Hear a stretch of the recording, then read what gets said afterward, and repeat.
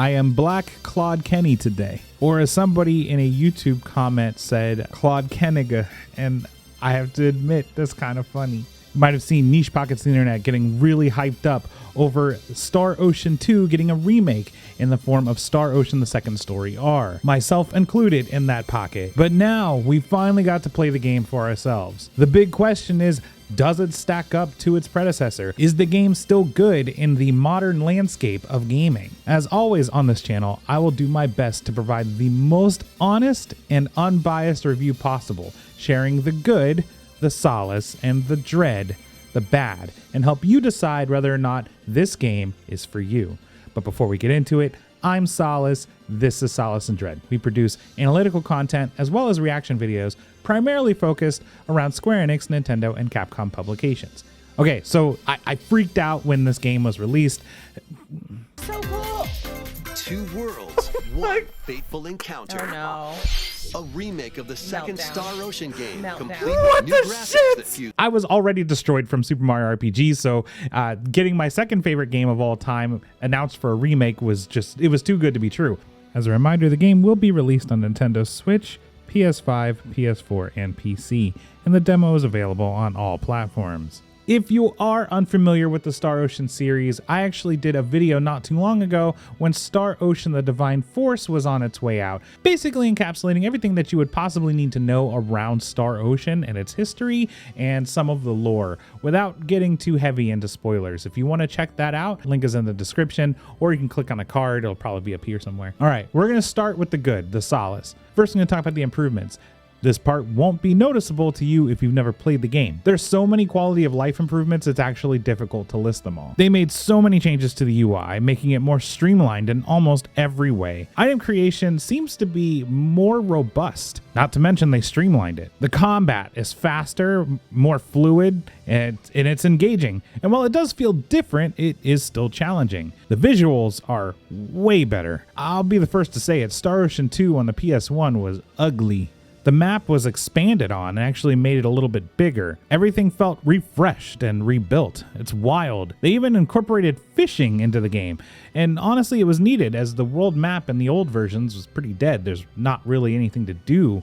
It's just a waypoint between points of interest. I personally love that they added things like factors to weapon crafting and armor crafting. And I love that they added some guest appearances from other Star Oceans via Assault. There's lots of little changes like that that just, you know, it just makes it extra special, right? So if you're a fan of the series, honestly, I can't imagine not enjoying Star Ocean 2. I can't. All right, diving a little bit deeper into each of the aspects, let's talk about the combat. One of the things that made Star Ocean 2 stand out was back in a world where JRPGs was primarily turn-based combat, Star Ocean 2 was fully free action combat.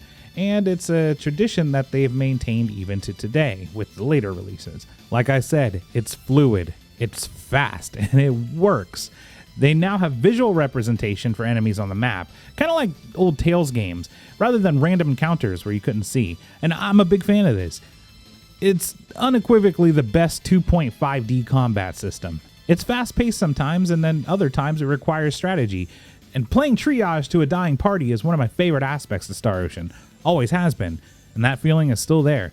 Being able to switch tactics on the fly is far more helpful than I thought it would be. Okay, I may have died a few times, like 5 times in the same fight. Man, they went for Rena's throat.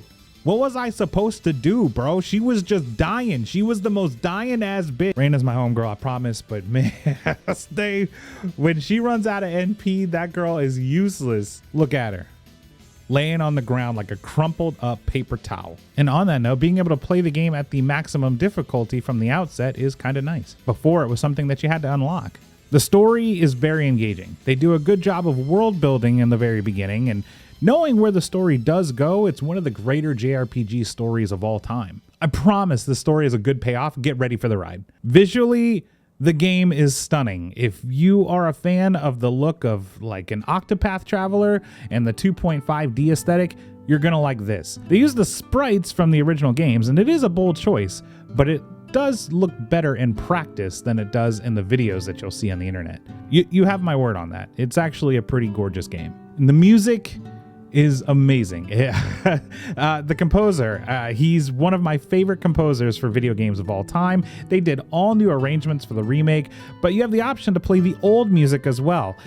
This guy has a very distinct style that's instantly recognizable if you're familiar with his work. His music is legendary. I genuinely think that the Star Ocean franchise is some of the best video game music of all time. As much as I love this game, the game is not without flaw. So we're going to talk about it. This is where we talk about the dread or the bad. The biggest issue I had was with the combat, specifically the dodge and break system. This is a system that came directly from the later Star Oceans, where you could blindside opponents for increased damage and it would stun and immobilize and that kind of stuff. I think the first time it was ever implemented was in Star Ocean: The Last Hope. And in a 3D game, it worked really, really well. I'll be honest, it feels kind of awkward in this. It does provide a damage bonus as well as recovering some MP, which you will burn through very quickly.